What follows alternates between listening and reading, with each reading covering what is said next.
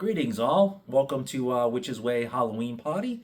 This is Reverend Dark Moon, and I'm gonna talk about some legends on All Hallows Eve, or sometimes known as Samhain in the old language. So I got some legends. I'm gonna explain them as we go along.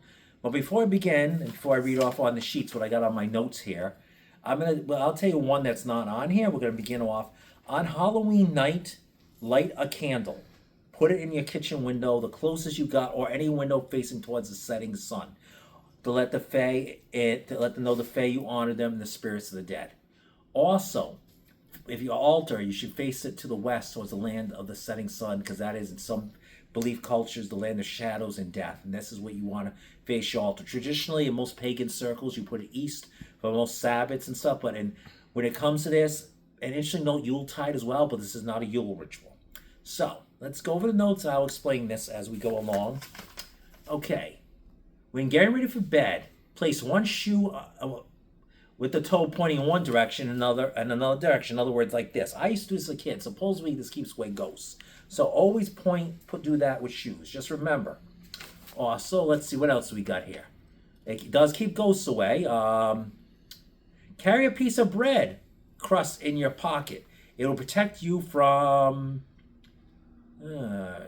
creatures that roam in the night. So basically, if you have bread with you, it protects you from creatures in the night. I don't think it'll protect you against birds, folks, but it'll protect you against creatures in the night. Okay? Let's see what else we got. Oh, if you want to get rid of ghosts, you throw your keys at it. Personally, I wouldn't do it. My luck, I'd lose my keys. But supposedly, if you throw a key at a ghost, it goes away. All right, let's go on, shall we? Much forward. Let's see. Hang a mirror on the front porch. It'll keep ghosts from coming into your home. Interestingly enough, some legends say if you hang a picture of Medusa, according to the Greeks, modern Greeks, you keep ghosts away. But if you hang a picture of Medusa, no ghosts will come out. It's on my notes. I have that one memorized. At the first light of day, ghosts, goblins, and zombies will disappear. Well, that's good to know, you know, but that's according to some legends. Let's see. If a candlelight flame suddenly turns blue, a ghost is at hand. If knocking on wood, preferably oak, sacred to the oaks, to the Celts, it keeps evil spirits away. To prevent ghosts from coming into your house on Halloween, especially at Halloween, bury animal bones near the doorway beneath the image, bury the image of an animal in a sealed box or jar. Now, that is interesting to know, but I don't know how your landlord would feel about that, or your neighbors would say if they saw you burying bones. But it's still on there, folks. I'm not making this up. It's actually on the list. If you see a spider on Halloween, it's a departed spirit from the other side. So don't kill any spiders on Halloween. I cannot stress this enough.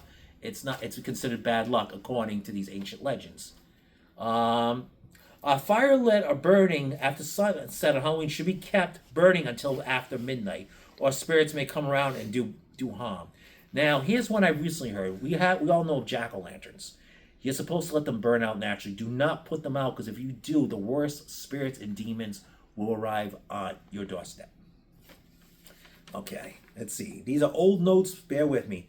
In the United States, people consider bad luck. But over in the UK, and maybe my friends from the UK can confirm this, it's the opposite. White cats are considered bad luck. Now we got a few more. I hope I'm not boring you yet. Wearing a ring, especially on Halloween, if you are sick, you are safe from harm. Ring a bell to scare evil spirits away. But interesting to note, in some traditions, you should ring a bell 9 times with the beginning of Samhain ritual. It summons spirits. So some say the spirits will come to you. Others say they'll be pushed away by ringing a bell. But everybody should own a bell. You can get them at most occult stores or wherever you can get them, especially a serious bell. Always ring it 9 times before your ritual on Samhain to honor the spirits. Before sunset of Halloween, walk around your home backwards 3 times counterclockwise to ward off evil that night. Make friends on Halloween.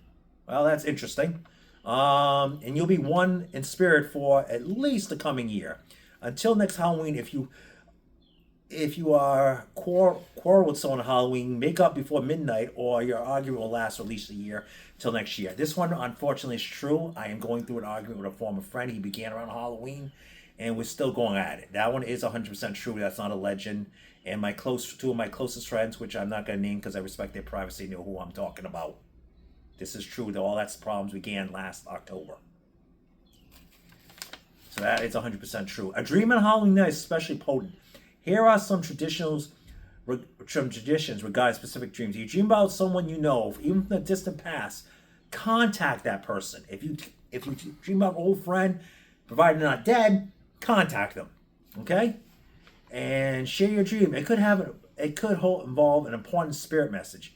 If someone speaks in your dream, mock those words. In other words, write them down if you remember. If you have a dream diary by your bed, like some people do, write it down, okay? If you have a nightmare, and no, I'm not talking about my ex-wife, folks. If you have a nightmare, write it down, then write down a happier version and sleep with a happier version tracked under your mattress.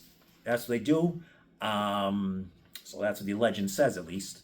If you dream about a trouble, a danger, threatening something in your real life, take pains to guarantee the safety of that thing.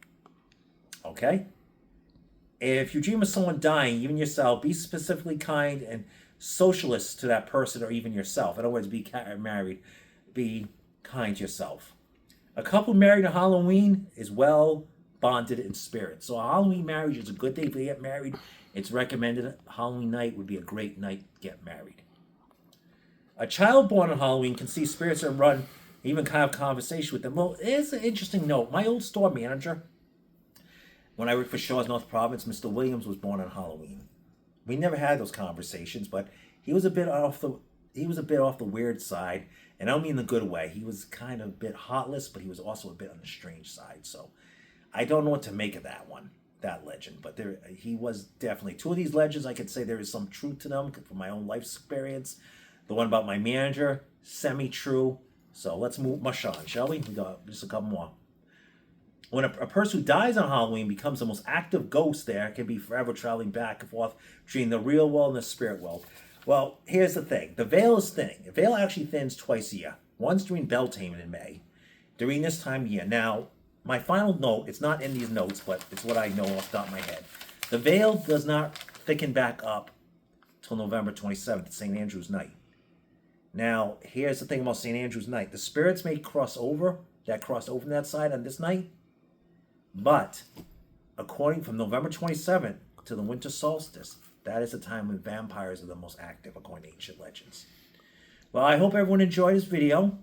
This is what I have for, legends and stuff. I'll try to dig up some more by next year, by October of 2026, if I can find them. But internet's a big place. But interesting to note, I got this at my local library on a book on legends on Halloween. It was a very thick book. They wouldn't lend it out. It was an only for reference only book. Happy Samhain. Have a happy Halloween, and blessed be to all. See ya.